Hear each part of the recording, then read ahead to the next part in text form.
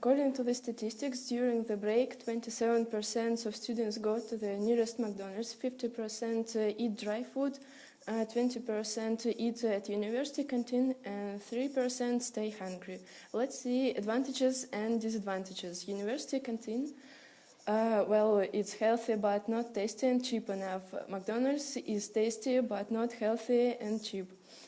Eating dry food is tasty and cheap but not healthy. Stay hungry is cheap but not tasty and healthy.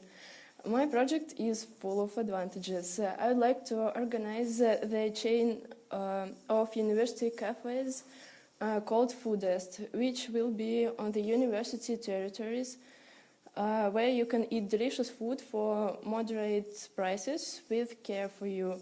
Foodest project will have some steps. Firstly, it will be established organization or fund which will be responsible for realization and support of project. Then project will be inculcated in all universities. The old canteens will be liquidated. Secondly, I will make survey of current problems and students' wishes. Thirdly, test project will be put into one of the universities, and finally some modifications will be added to project during the working of test project.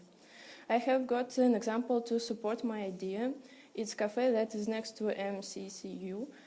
Students have discounts for lunches, staff is pleasant and always smiling, and moreover they can pay by card. My project should be realized on state level, but any of you can participate in it. You can offer some ideas or respond to vacancy in one of the Foodest cafe. Foodest cafe with care for you. Thank you for attention.